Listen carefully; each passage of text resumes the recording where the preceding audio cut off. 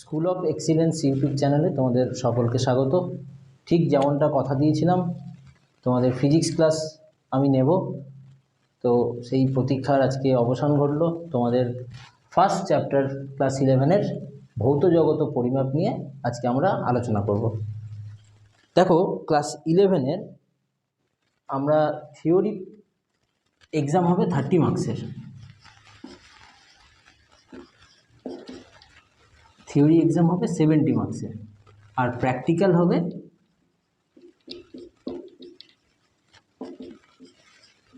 30 মার্কসের। এই 70 নম্বরের মধ্যে তোমাদের 70 নম্বরের কোশ্চেনটা দুটো পার্টে থাকে, একটা পার্ট এ আর একটা থাকে পার্ট বি। পার্ট এতে থাকে 18 মার্কস আর বিতে থাকে 52 মার্কস। এই হচ্ছে টোটাল 70 নম্বর, 18, 52, 70। এই 70 নম্বরের মধ্যে এই চ্যাপ্টার থেকে বা এই ইউনিটটা থেকে আমাদের আসবে 3 নম্বর, 3 মার্কস।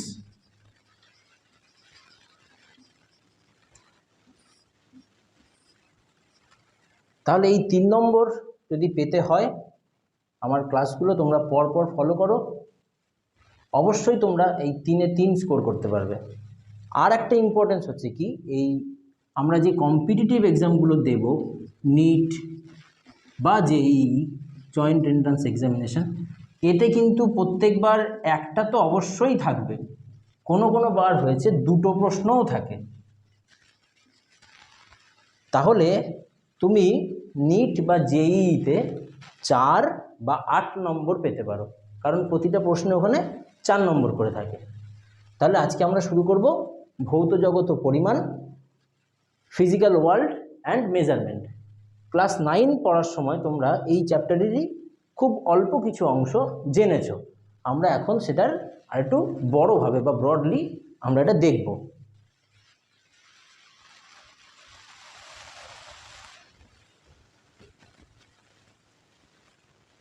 প্রথম দেখব ভৌত রাশি কোনগুলো, যে সমস্ত রাশিগুলোকে আমরা পরিমাপ করতে পারি। ধরো এই পেন, এই পেনের দৈর্ঘ্য আমরা মাপতে পারি, পেনটা কতটা মোটা সেটা আমরা মাপতে পারবো, পেনের ওজন আমরা মাপতে পারবো। তাহলে যে সমস্ত রাশিগুলো আমরা পরিমাপ করতে পারি সেগুলোকে বলছে ভৌত রাশি।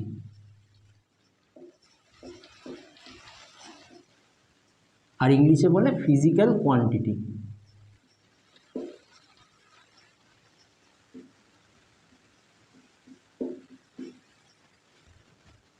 এই ভৌত রাশিগুলোকে পরিমাপ করার জন্য দুটো জিনিস হচ্ছে দরকার। এক হচ্ছে তোমার একটা মান দরকার, আর 2 একটা একক দরকার। ধরো এই পেনের দৈর্ঘ্য আমি যদি বলি 10, সেটা কিন্তু অসম্পূর্ণ। 10 সেন্টিমিটার না 10 মিটার বা 10 ফুট সেটা কিন্তু বলছি না, আর ওটা না বলা পর্যন্ত তোমার এর মাপটা বোঝা সম্ভব নয়। তাহলে তোমার মান দরকার, যেমন পেনটার মান 10, আর তার একটা একক দরকার, এককটা ধরে নিচ্ছি সেন্টিমিটার। এখন সেন্টিমিটার ছাড়াও একক মিটার হতে পারে, ফুট হতে পারে। তাহলে আমরা দেখতে পেলাম যে প্রত্যেকটা ভৌত রাশির পরিমাপটা সঠিকভাবে জানার জন্য এই মান এবং একক এই দুটোরই সমান গুরুত্ব। এখন এই একক কতগুলো পদ্ধতি সেটা নিয়ে আলোচনা করব। কতগুলো পদ্ধতিতে একক হতে পারে? দেখো, প্রথম হচ্ছে সিজিএস পদ্ধতি, আর নেক্সট হচ্ছে এসআই পদ্ধতি। এই দুটো আমরা সচরাচর শুনে থাকি, কিন্তু আর একটা পদ্ধতি আছে, সেটা হচ্ছে এফপিএস পদ্ধতি। সিজিএস পদ্ধতি, দেখো কেন এর নাম সিজিএস। এই সিটা হচ্ছে সেন্টিমিটার বোঝাচ্ছে, এই জিটা বোঝাচ্ছে গ্রাম, আর এসটা বোঝাচ্ছে সেকেন্ড। একই রকমভাবে এফপিএস এর এটা বোঝাচ্ছে ফুট, এটা বোঝাচ্ছে পাউন্ড, আর এটা হচ্ছে সেকেন্ড। এসআইটা কী হবে বলো তো? এসআই মানে হচ্ছে এমকেএস। এসআই এর আরেকটা নাম হচ্ছে এমকেএস পদ্ধতি। এখানে এমটা হচ্ছে মিটার বোঝায়, কেটা বোঝায় কিলোগ্রাম বা কেজি, আর এসটা কিন্তু সেকেন্ড। সিজিএস, এমকেএস, এসআই, এই সিজিএস, এমকেএস এবং এফপিএস এই তিনটে পদ্ধতিতে আমরা দেখে নিলাম কেন এদের এরকম নাম। একটু যদি ভালোভাবে লক্ষ্য করো, প্রথম এককটা খেয়াল করো, সেন্টিমিটার, মিটার, ফুট, এই তিনটেই হচ্ছে দৈর্ঘ্যের একক।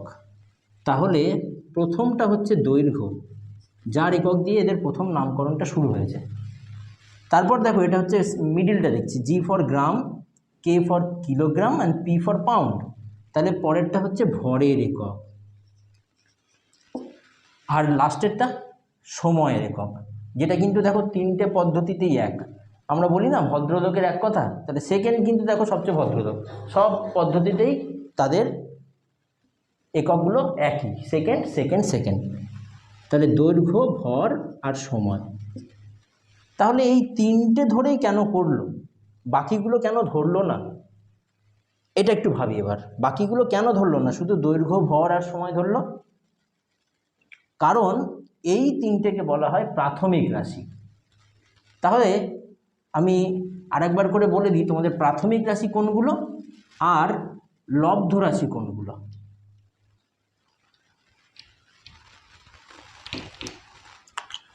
দেখো একককে আমি তাহলে দুটো ভাগে ভাগ করতে পারি, একটা হচ্ছে প্রাথমিক একক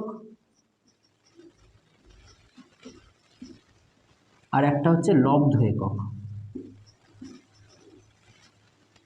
ফান্ডামেন্টাল ইউনিট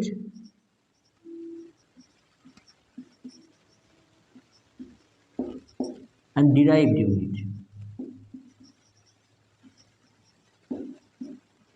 প্রাথমিক একক কোনগুলো? যে সমস্ত এককগুলোকে অন্য কারোর সাহায্য ছাড়াই লেখা যায়। যেমন আমি বলেছি দৈর্ঘ্যের একক মিটার, ভরের একক কিলোগ্রাম, সময়ের একক সেকেন্ড। এগুলো হচ্ছে সব প্রাথমিক একক, অন্য কারোর সাহায্য ছাড়াই চলতে পারছে। কিন্তু দেখো লব্ধ একক কোনগুলো? আমি যদি বলি গতিবেগ, কোনো বস্তুর গতিবেগ বের করার জন্য কি করতে হয়? বস্তুটি একক সেকেন্ড সময়ে যতটা দূরত্ব অতিক্রম করে, তাহলে দূরত্ব বাই সময়।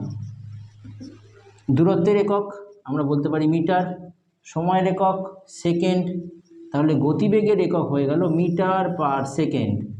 তাহলে দেখো দুখানা প্রাথমিক এককের হেল্প নিয়ে গতিবেগের একক তৈরি হলো, সেই জন্য গতিবেগ হচ্ছে একটা লব্ধ একক।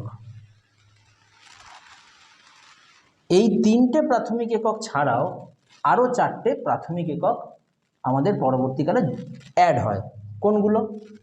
তড়িৎ প্রবাহ মাত্রা বা কারেন্ট, যার ইউনিট হচ্ছে অ্যাম্পিয়ার।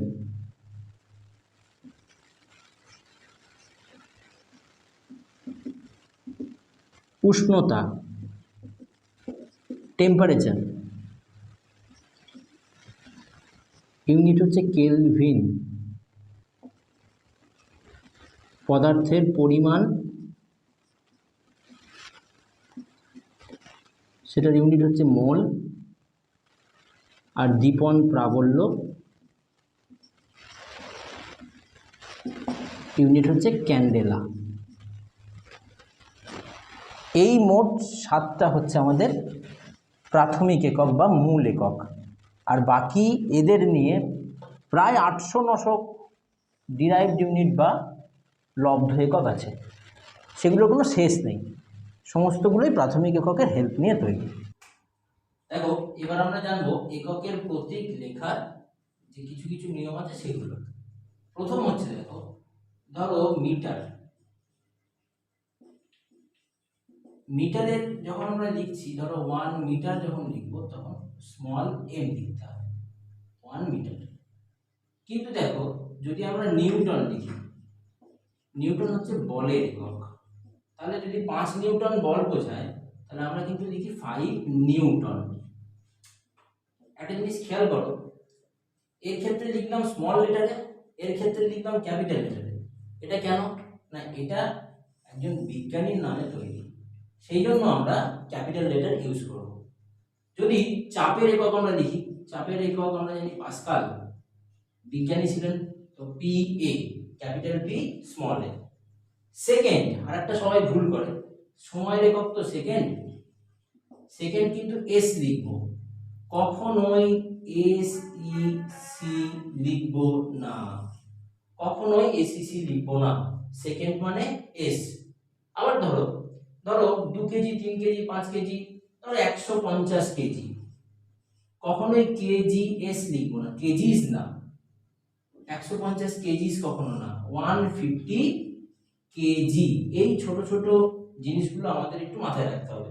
তারপর দেখো, আমি যদি কোথাও ইংলিশে লিখতে হয়, ধরো 1 নিউটন লিখলাম, চিহ্ন বোঝানোর জন্য 1n ক্যাপিটাল এন লিখবো, কিন্তু এটাকে যদি পুরোপুরি লিখতে হয় বা কথায় লিখতে হয় তখন কিন্তু ছোট হাতে লিখতে হয়, 1 নিউটন। এরকম লিখলে কিন্তু ভুল, এরকম লেখা মানে ভুল। ক্যাপিটাল এন শুধুমাত্র চিহ্ন বোঝানোর জন্য ক্যাপিটাল এন, আর পুরো কথাটা লেখার জন্য কিন্তু তোমাকে স্মল এন দিয়ে শুরু করতে হবে। এই ছোট ছোট কয়েকটা নিয়ম ফলো করলে তোমরা এককের যে প্রতীক লেখার খুব সহজে করতে পারবে। দেখো নেক্সট আমরা শিখব ভৌত রাশির মাত্রা বা ডাইমেনশন। এই টপিকটা আমাদের পরীক্ষার জন্য ভীষণ ইম্পর্টেন্ট। এটা যদি তোমরা ঠিকঠাকভাবে না শিখতে পারো, ক্লাস 11-12 এর প্রত্যেকটা চ্যাপ্টারে তোমরা হোঁচট খাবে। সুতরাং খুব মন দিয়ে আমি যে যে পয়েন্টগুলো বলবো সবগুলো শুনে নাও। মাত্রা, দেখো দৈর্ঘ্যকে বোঝানোর জন্য, দৈর্ঘ্য ইংরেজি আমরা লিখি লেন্থ, এই দৈর্ঘ্যকে বোঝানোর জন্য এল মাত্রাটা ব্যবহার করা হয়, ক্যাপিটাল এল, এবং সেটাকে সবসময় থার্ড ব্র্যাকেটের মধ্যে লিখতে হবে। ক্লাস 9 এগুলো জেনেছো তোমরা। ভর, ভরের ইংলিশ হচ্ছে মাস, সেটাকে ব্যবহার করার জন্য capital M within a third bracket. সময়, টাইম, এটাকে আমরা লিখতে হয় ক্যাপিটাল টি।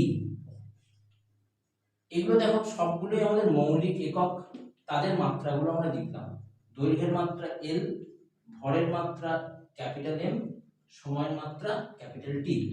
এছাড়া প্রবাহ মাত্রা, তড়িৎ প্রবাহ মাত্রা বা ইলেকট্রিক কারেন্ট, আমরা সেটাকে লিখি ক্যাপিটাল এ দিয়ে, আর উষ্ণতা টেম্পারেচারকে লিখি ক্যাপিটাল থিটা দিয়ে, থিটা দিয়ে ডিনোট করা হয়। এই 5টা ডাইমেনশন তোমরা যদি জানো, যে কোনো রাশির মাত্রা তোমরা বের করতে পারবে এই 5টার সাহায্যে। কিভাবে করবে দেখো, প্রথম আমরা দেখব গতিবেগের মাত্রাটা কিভাবে করব। গতিবেগ, গতিবেগ মানে আমরা জানি বেগ, দূরত্ব বাই সময়। দূরত্বের মাত্রাকে আমরা বলতে পারি ক্যাপিটাল এল, সময়ের মাত্রা টি। টিটাকে যদি উপরে তুলে দিই, টি এর পাওয়ার 1, উপরে উঠলে টি টু দি পাওয়ার -1, তাহলে গতিবেগের মাত্রা হয়ে গেল এল টি টু দি পাওয়ার -1। একই রকম ভাবে যদি ত্বরণ বলি, অ্যাক্সিলারেশন, ত্বরণের মাত্রা কি হবে? ত্বরণ মানে আমরা বলতে পারি বেগ বৃদ্ধির হার, অর্থাৎ একক সময়ে যতটা বেগ বৃদ্ধি পায়, তাহলে বেগ বাই সময়। বেগের মাত্রা হচ্ছে এল টি টু দি পাওয়ার -1, একটু আগে আমরা পড়েছি বেগের মাত্রা, আর সময়ের মাত্রা ক্যাপিটাল টি। তাহলে এটা যদি উপরে উঠে যায়, এল টি টু দি পাওয়ার, এখানে একটা 1 এখানে একটা 1, এটা উপরে উঠলে -1, তাহলে -1 প্লাস -1 আর একটা -1, তার মানে -2। ত্বরণের মাত্রা হয়ে গেল এল টি টু দি পাওয়ার -2। নেক্সট যেটা করব, বলের মাত্রা। এটা কিন্তু আমাদের খুব ভালোভাবে মনে রাখতে হবে। বলের ফর্মুলা আমরা জানি ভর গুণ ত্বরণ, F is equal to mass into acceleration. ভরের মাত্রা ছিল ক্যাপিটাল এম আর ত্বরণের মাত্রা এল টি টু দি পাওয়ার -2, তাহলে একসাথে হয়ে গেল M L T to the power -2। এইটা হয়ে গেল বলের মাত্রা।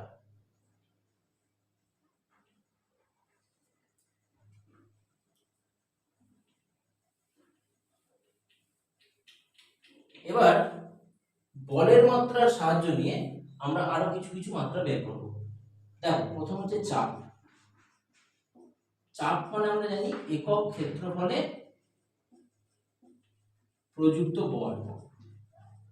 তাহলে বল বাই ক্ষেত্রফল, বলের মাত্রা ছিল M L T to the power -2 আর ক্ষেত্রফল, দেখো কোনো একটা ধরো স্কোয়ার আছে, তার ক্ষেত্রফল মানে দৈর্ঘ্য গুণ প্রস্থ, তার মানে দুবার এল আর এল গুণ হচ্ছে, তাহলে এল ইন্টু এল, এল স্কোয়ার। এবার দেখো এল টু দি পাওয়ার 1 উপরে আছে, 2টা যদি উপরে ওঠে, M L to the power 1 আর -2 আর টি টু দি পাওয়ার -2, তাহলে কত হলো M L to the power -1 T to the power -2। এইটা হয়ে গেল আমাদের চাপের মাত্রা। নেক্সট আমরা করব কৃতকার্য। কৃতকার্যের মাত্রা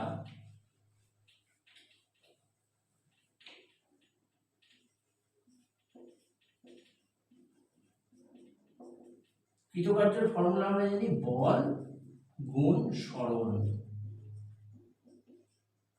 ফোর্স ইনটু ডিসপ্লেসমেন্ট।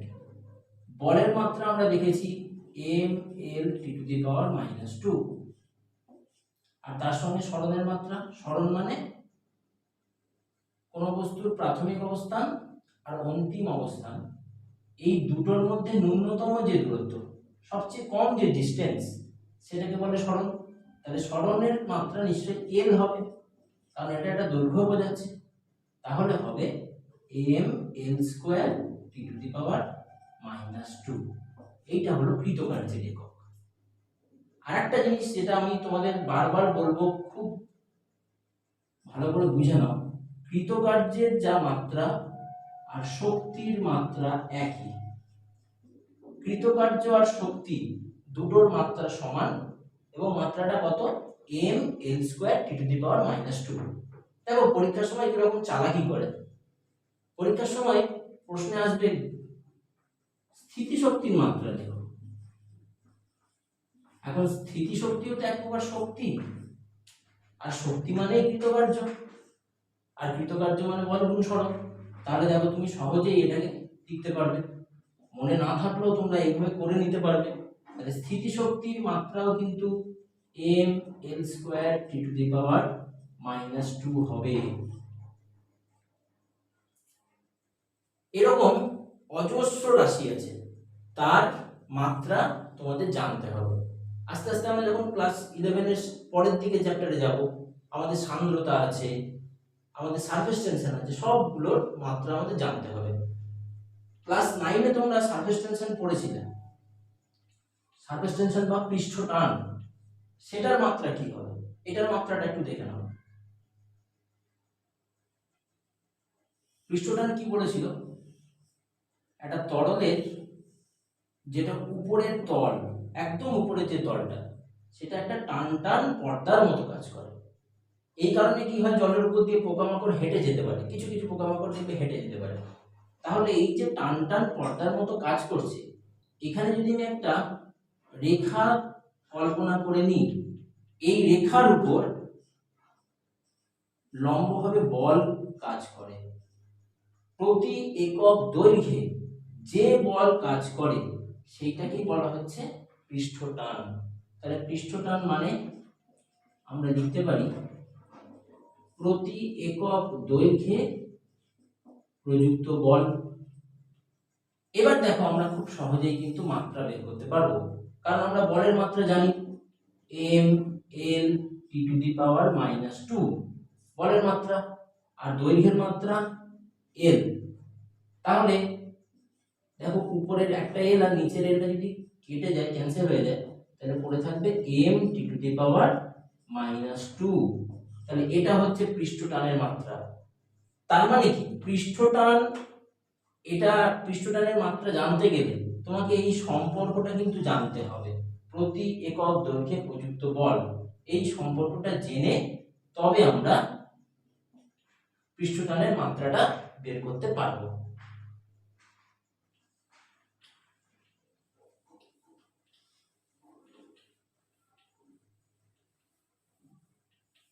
মাত্রা শিখলাম। এবার এই মাত্রা বিশ্লেষণটা শেখাটা আমাদের কাছে কেন গুরুত্বপূর্ণ। এই মাত্রা বিশ্লেষণ ব্যবহার করে আমরা বিভিন্ন যে সমীকরণগুলো, সেগুলো ঠিক না ভুল, এগুলো কিন্তু আমরা করতে পারবো। দেখো একটা সমীকরণ যদি আমরা এরকম লিখি, v = u + at, এই সমীকরণটা আমরা ক্লাস 9-এ জেনেছি, গতির সমীকরণ বলে আমাদের ছিল। আচ্ছা, এই সমীকরণটা আমরা জানি ঠিক, কিন্তু কিভাবে প্রমাণ হবে যে সমীকরণটা ঠিক, সেটা আমরা জানতে পারবো মাত্রা বিশ্লেষণের সাহায্যে। তো মাত্রা বিশ্লেষণের কতগুলো নিয়ম আছে। কি নিয়ম? ধরো x আর y দুটো রাশি যোগ করে তুমি z পেয়েছো। আচ্ছা, যোগ বা বিয়োগ করেও হতে পারে। তার মানে x এর মাত্রা আর y এর মাত্রা একই হতে হবে। যে দুটো রাশিকে তুমি যোগ করছো তাদের মাত্রা এক না হলে কিন্তু তাদেরকে যোগ করা বা বিয়োগ করা যায় না। তাহলে আমরা লিখতে পারি ডাইমেনশন অফ x আর ডাইমেনশন অফ y সমান, x এর মাত্রা y এর মাত্রা সমান। আর যেহেতু x আর y যোগ করে আমরা z পেয়েছি, তাহলে z এর মাত্রাও কিন্তু সমান হবে এদের সাথে। তার মানে কি দেখলাম, x এর যা মাত্রা y এরও একই মাত্রা এবং z এরও মাত্রাও সেম। এবার এইটার সাহায্যে আমরা এটা প্রমাণ করে দেখাবো কিভাবে এই সমীকরণটা ঠিকঠাক হচ্ছে। দেখো, প্রথম রাশি হচ্ছে v। v মানে আমরা জানতাম অন্তিম বেগ বা ফাইনাল ভেলোসিটি। এখন বেগের মাত্রা আমরা কি জানি, দূরত্ব বাই সময়, তার মানে l t⁻⁻1। u মানে হচ্ছে প্রাথমিক বেগ, ইনিশিয়াল ভেলোসিটি, সেটাও তো এক প্রকার বেগ, তার মানে l t⁻⁻1। এবার দেখো এখানে আছে at। a মানে আমরা জানি ত্বরণ আর t মানে সময়। তাহলে এটির মাত্রাটা দেখি কত হয়। এটির মাত্রা, a মানে ত্বরণ, মানে দূরত্ব বাই সময়। এটা ছিল আমার বেগ, দূরত্ব বাই সময় ছিল বেগ, আর তাকে আবার যদি সময় দিয়ে ভাগ করতাম আমরা পেতাম ত্বরণ। একক সময়ে যতটা বেগ বৃদ্ধি পায়, এইটা হলো আমার তাহলে ত্বরণের রাশি, দূরত্ব বাই সময় আর নিচার একটা সময়। তার মানে অ্যাকচুয়ালি দূরত্ব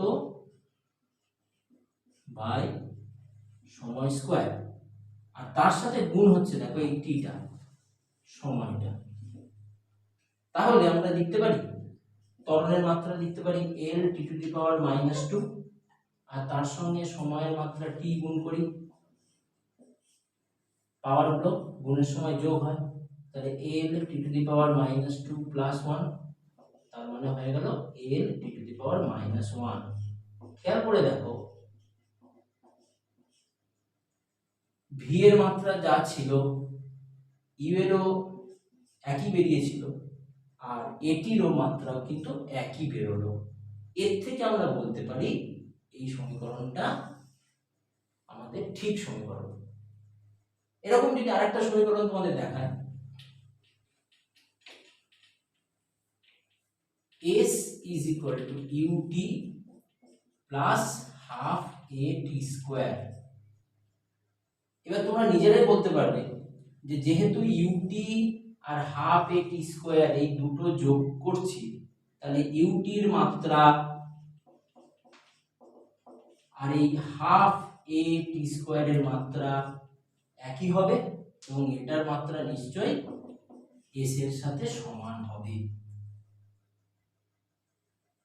এইটার মাত্রাটা আমি তোমাদের একটু দেখিয়ে দিই। হাফ এ টি স্কোয়ার, এই হাফটা নিয়ে তোমাদের অনেকের চিন্তা, কিন্তু হাফ দেখো একটা ধ্রুবক, এটার কিন্তু কোনো মাত্রা নেই, তাহলে হাফটাকে প্রথমেই বাদ দিয়ে দাও। এখানে কি আছে? এ মানে ত্বরণ, এল টি টু দি পাওয়ার -2, আর তার সাথে গুণ হবে টি স্কোয়ার। তাহলে দেখো কি হচ্ছে, এল টি টু দি পাওয়ার -2 প্লাস 2, তার মানে এল টি টু দি পাওয়ার 0, তার মানে এল সামথিং টু দি পাওয়ার 0 মানে 1, তার মানে হয়ে গেল এল। তাহলে হাফ এ টি স্কোয়ারের মাত্রা দাঁড়ালো এল। এস মানে তো সরণ, সরণের মাত্রাও এল হবে। আর ইউটির মাত্রা যদি করে দেখো, ইউ ইন্টু টি এর মাত্রা, ইউ মানে ছিল বেগ, এল টি টু দি পাওয়ার -1, আর তাকে যদি টি দিয়ে তুমি মাল্টিপ্লাই করো তাহলে দেখো তুমি এল পাবে। তাহলে এই সমীকরণের বাঁ দিকের যা মাত্রা ছিল ডান দিকের দুটোর মাত্রাও একই বেরোলো, তাহলে কিন্তু এই সমীকরণটা সঠিক। প্রথম ক্লাস আমাদের এতটা অবধি থাকবে। কোথাও যদি বুঝতে অসুবিধা হয় তোমরা কমেন্টে জানাও, আর অবশ্যই জানাও আমার প্রথম ক্লাস তোমাদের কেমন লাগলো, ভালো হোক বা খারাপ হোক। কারণ যদি খারাপ হয়, যে ক্ষেত্রে খারাপ হবে আমি কিন্তু পরেরগুলোতে ইমপ্রুভের চেষ্টা করব। তোমরা অবশ্যই জানাও আর বন্ধুদের মধ্যে শেয়ার করো, যাতে সবার কাছে এই সুবিধাটা পৌঁছে যায়।